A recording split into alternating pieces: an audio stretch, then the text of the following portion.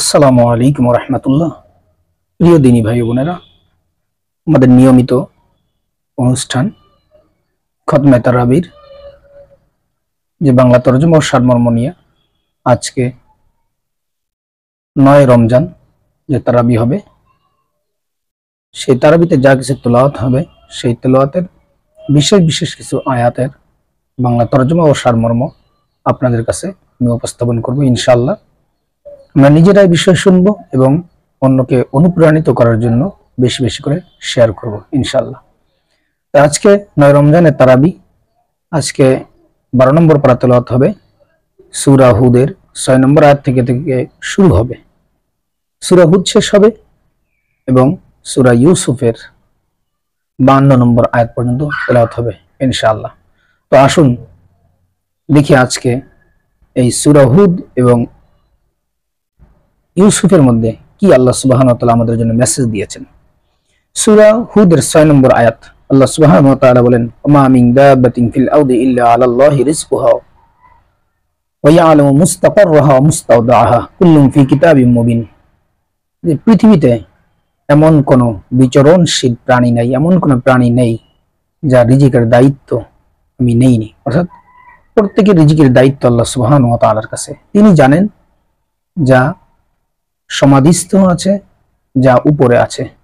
অর্থাৎ পৃথিবীর উপরে যত প্রাণী আছে এবং মাটির নিচে যত প্রাণী আছে, সাগরের মধ্যে যত প্রাণী আছে, পানির নিচে যত প্রাণী আছে, আকাশে যত প্রাণী আছে, সমস্ত প্রাণীর রিজিকের দায়িত্ব আল্লাহ নিয়েছেন।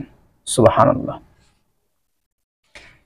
এরপরে সূরা হুদের 23 নম্বর আয়াত, আল্লাহ সুবহানাহু ওয়া তাআলা বলেন, ইন্নাল্লাযীনা আমানু ওয়া আমিলুস সালিহাতি ওয়া আখবাতু ইলা রাব্বিহিম উলাইকা আসহাবুল জান্নাহ হুম ফিহা খালিদুন। নিশ্চয়ই যারা ঈমানদার, সৎ কাজ করে এবং যারা তাদের রবের কাছে বিনীত হয়েছে, বিনয়ী হয়েছে, তারাই হচ্ছে জান্নাতের অধিবাসী এবং সেখানে তারা চিরকাল থাকবে। সুবহানাল্লাহ।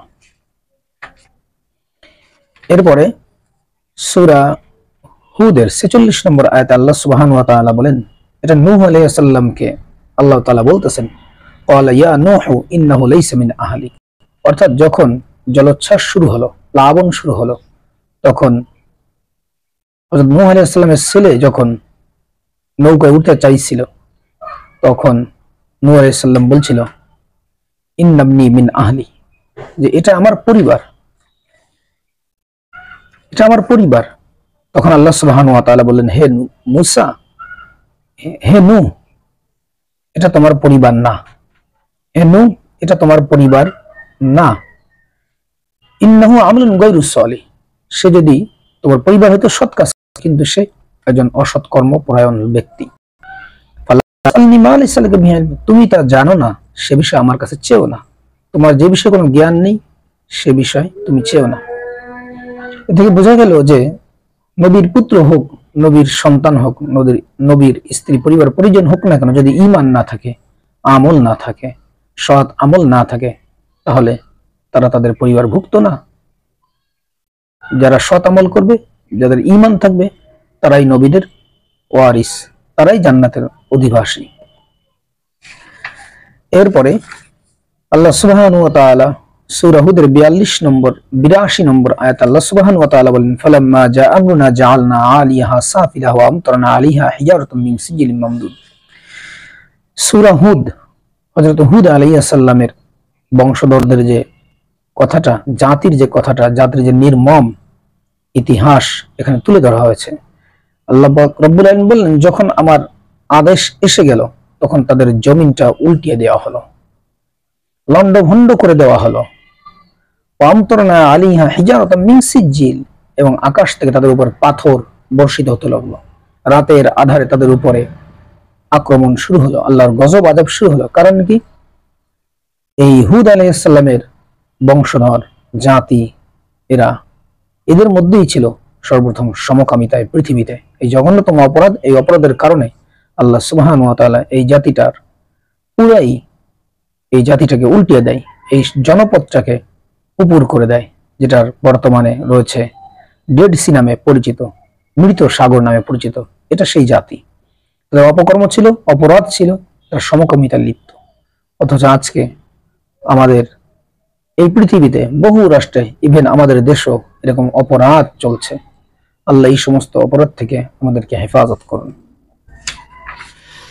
এরপরে 5 ওয়াক্ত সালাতের ব্যাপারে একটা আয়াত রয়েছে দলিল হিসেবে, সূরা হুদের 114 নম্বর আয়াত, ওয়াকিমিস সালাতা তারাফাইন নাহারি ওয়া যুলাফাম মিনাল লাইল ইন্নাল হাসানাতি ইউযহিবনাস সাইয়্যাত। তোমরা সালাত আদায় করো দিনের দ্বিতীয় অংশে এবং রাতের প্রথম অংশে। এবং দিনের দ্বিতীয় অংশ বলতে দিনের প্রথম অংশ হচ্ছে হলো ফজরের সালাত, দ্বিতীয় অংশ হচ্ছে হলো যোহর, আসর, এই দুটো হচ্ছে দ্বিতীয় অংশ দিনের, এবং রাতের প্রথম অংশ হচ্ছে হলো মাগরিবের সালাত এবং ইশার সালাত। তাফসিরে ইবনে কাসিরের মধ্যে এবং অন্যান্য তাফসির কারকগণ, ফকিহগণ এই আয়াতের মাধ্যমে 5 ওয়াক্ত সালাতের দলিলটা বের করেছেন। ইন্নাল হাসানাতি ইউযহিবুনাস সাইয়্যাত, নিশ্চয়ই ভালো কাজ মন্দ কাজকে হটিয়ে দেয়। যালিকা যিকরুল লিয-যাকিরিন, যারা উপদেশ গ্রহণ করে তাদের জন্য এটা উপদেশ বাণী। এরপরে আমরা চলে আসলাম সূরা ইউসুফের মধ্যে। আমরা জানি যে ইউসুফের টপিকটা একটা গুরুত্বপূর্ণ টপিক, গুরুত্বপূর্ণ ইতিহাস এখানে রয়েছে। বিশেষ করে সূরা ইউসুফটা আল্লাহ সুবহানাহু ওয়া তাআলা কিন্তু প্রেম কাহিনীর জন্য দেয় নাই, এটা থেকে শিক্ষা গ্রহণ করা উচিত, শিক্ষার জন্যই দিয়েছে। সূরা ইউসুফের মধ্যে একজন পিতার সন্তান অর্থাৎ ইউসুফ আলাইহিস সালাম নবীর সন্তান, সেই নবীর সন্তান তাকে কিভাবে অন্যান্য সন্তানরা তাকে কুয়ার মধ্যে ফেলে দিল, সেখান থেকে আল্লাহ সুবহানাহু ওয়া তাআলা উদ্ধার করে সেখান থেকে নিয়ে রাষ্ট্রর একটা গুরুত্বপূর্ণ দায়িত্ব তাকে দিলেন, রাজত্ব দান করলেন। এরপরে আল্লাহ সুবহানাহু ওয়া তাআলা তার মাধ্যমে রাজ্যের অর্থনৈতিক সংকটগুলো দূর করে দিলেন। তার আগে ইউসুফ আলাইহিস সালাম যখন জেলে ছিলেন তখন তার সঙ্গে যে বাদশাহের স্ত্রী অপকর্ম করতে চেয়েছিল, ইউসুফ আলাইহিস সালামকে আল্লাহ সুবহানাহু ওয়া তাআলা হেফাজত করেছেন। যে এভাবে হেফাজত করেছেন যে তিনি দৌড়ে পালাইতেছিলেন এই অপরাধ থেকে এবং সমস্ত দরজাগুলো খুলে গিয়েছিল। সুবহানাল্লাহ। অর্থাৎ বান্দা যখন আল্লাহর কাছে সাহায্য চায়, 1 পা অগ্রসর হয়, আল্লাহ তার দিকে 10 পা অগ্রসর হন। বান্দা যখন হেঁটে চলে, আল্লাহ তার দিকে দৌড়ে চলে আসেন। ইউসুফ আলাইহিস সালাম আল্লাহর কাছে এভাবে সাহায্য চেয়েছিলেন, এজন্য সমস্ত বাধা বিঘ্ন উপেক্ষা করে ইউসুফ আলাইহিস সালাম চলে গিয়েছিলেন। যেতে যেতে ইউসুফ আলাইহিস সালামকে যখন পিছন দিক থেকে জামা টেনে ধরলেন, ছিঁড়ে ফেললেন, এমত অবস্থায় ওই মহিলার স্বামী এসে উপস্থিত হয়। উপস্থিত হওয়া মাত্রই মহিলা এতক্ষণ তার উপরে আক্রমণ করতেছিলেন, ইউসুফ আলাইহিস সালাম পিছনে দৌড়েছিলেন, কিন্তু যখন তার স্বামী হাজির হয়ে গেল তখন তিনি সমস্ত দোষটা ইউসুফ আলাইহিস সালামকে দিয়ে দিলেন। তখন ইউসুফ আলাইহিস সালাম তার সাক্ষ্য প্রমাণের জন্য ছোট্ট একটি বাচ্চা ছেলেই তার উত্তরগুলো দিয়ে দিয়েছিলেন। ইন কানা কমিসুহু কুদ্দা মিন কুবুলিন ফাসাদাকাতু মিনাল কাযিবিন, যে যদি তার জামাটা সামনের দিক থেকে ছেঁড়া থাকে তাহলে ইউসুফ আলাইহিস সালাম দোষী সাব্যস্ত হবে। ওয়া ইন কানা কমিসুহু কুদ্দা মিন দুবুরিন ফাকাদাহু মিনাস সাদিকিন, আর যদি পিছন দিক থেকে ছেঁড়া থাকে তাহলে তিনি সত্যবাদী পরিগণিত হতেন, অর্থাৎ তিনি কোনো অপরাধ করেননি ইউসুফ আলাইহিস সালাম। তাই হয়েছিল। তো এই জন্য এর থেকে আমাদের শিক্ষা হলো যে কোনো মহিলাদের চক্করে যদি কোনো ব্যক্তি পড়ে তাহলে সঙ্গে সঙ্গে তারা যে কোনো সময় তার পরিবেশ চেঞ্জ করে দিতে পারে।